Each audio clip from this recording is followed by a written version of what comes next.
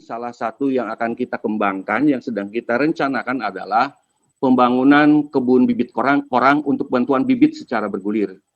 Jadi diharapkan nanti petani yang awal, tadi sudah dijelaskan Pak Lurah Kelangon ya, bahwa di invest awal itu yang mahal itu di invest porang awal yang mahal itu di awal. Karena apa? Harga bibit tinggi dan lain sebagainya. Sehingga kita coba akan di Provinsi Banten ini akan kembangkan kebun bibit porang yang nantinya akan diberikan bantuan bibit secara gratis tetapi secara bergulir nanti untuk masyarakat. Nanti teman-teman dari DPD Himpunan Alumni IPB saya tantang juga untuk lebih nanti kalau bisa menjadi aktor terdepan dalam rangka menyusun konsep ini. Selanjutnya, ini tidak perlu saya jelaskan, tadi sudah banyak disebutkan kegunaannya dan lain sebagainya.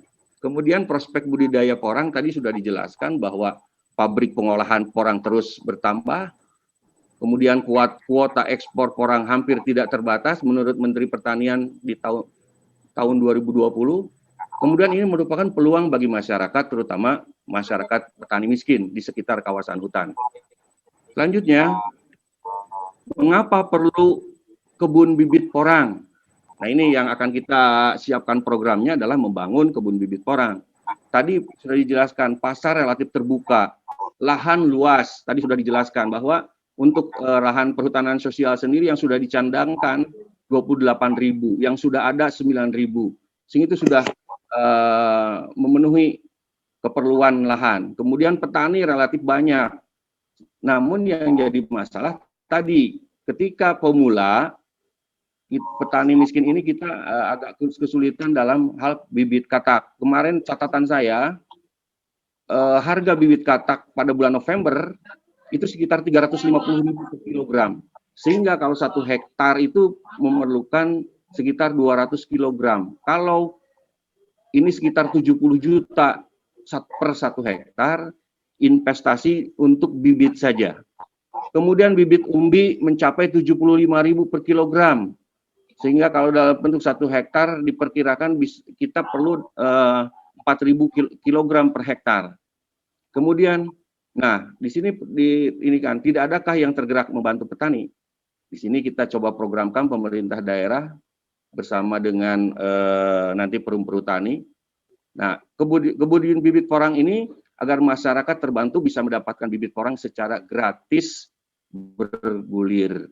Bergulir ini nanti kita adakan kerjasama dengan petani yang mendapatkan bantuan, di mana bisa bagi hasilnya bukan bagi hasil umbi nantinya, yang akan kita bagi hasilnya itu adalah panen kataknya, sehingga bisa dibagikan ke petani-petani yang lainnya. Nah, ini saya coba menganalisa pengembangan kebun bibit porang ini. Kalau kita asumsikan program ini bisa jalan di bulan November tahun 2021, itu target kita ada sekitar 30 hektar yang akan kita tanam. Masing-masing 1 unit kebun bibit porang 10 hektar, ada di 3 kabupaten kota, Kabupaten Serang, Kabupaten Pandeglang, dan Kabupaten Lebak. Ini masing-masing ditanam 10 hektar, tujuannya untuk kebun bibit porang. Dari November 2021, penanaman kebun bibit porang dengan asumsi 1 hektar itu ditanami 40.000 bibit, butir bibit katak. Ini yang tertanam 30 hektar dengan volume 6.000 kilogram. Kemudian ini nanti di tahun berikutnya, musim tanam berikutnya September, karena kita prediksikan atau kita asumsikan 1 butir bibit, 1 butir porang, panen kataknya kita hitung minimal 3 butir. Jadi pada tahun 2022 itu bisa tertanam 3.240.000 butir. Ini dengan asumsi persen tumbuhnya 90%. Sehingga dari bibit katak yang dipanen tadi, kita sudah bisa menanam ulang untuk lahan di 81 hektar. Kemudian terus berlanjut di September, semakin banyak yang bisa kita tanam, yaitu sebesar 14.148.000 butir. Ini yang bisa menanami lahan di 353,7 hektar. Kemudian kita di bulan September 2024 bisa menanam lebih banyak lagi, sekitar 35.029.800 butir. Sehingga kita bisa menanami 875 hektar dengan volume 175.149 kg. Nah, kalau kita asumsikan di 2024 itu kita program ini selesai, misalnya kebun bibit porang ini kita akan panen. Pertama di bulan Juli 2024 ini sudah memasuki 3 musim di kebun bibit porang. Itu sudah 3 musim yang rata-rata kita prediksikan satu pohon bisa menghasilkan 5 kg. Sehingga kita bisa menghasilkan volume 6 juta kilogram atau 6.000 ton. Kemudian panen yang tanam tahun 2022 sekian 3.240.000 pohon dan dari 81 hektar dan lain sebagainya. Ini dan di tahun 2027 1.340 hektar itu bisa panen raya dan itu sangat luar biasa. Nah, inilah yang akan coba kita kembangkan. Kenapa kami dari Dinas LHK akan mencoba memprogramkan ini? Biasanya petani porang yang ada sekarang itu bukan pure petani, kebanyakannya para pemodal di mana lebih banyak yang sudah melek teknologi.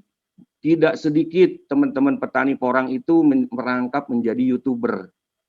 Berarti prediksi kami kalau yang demikian itu bisa hidup sendiri, tetapi pemerintah wajib hadir bagi petani-petani yang miskin. Dengan dengan rencana begini, ini juga akan calon investor untuk membangun pabrik di Provinsi Banten ini bisa juga bisa menghitung rencana mereka kapan bisa berdiri dan jaminan pasokan bahan baku rupanya sudah ada. Jadi ini kita sama-sama mohon dukungannya.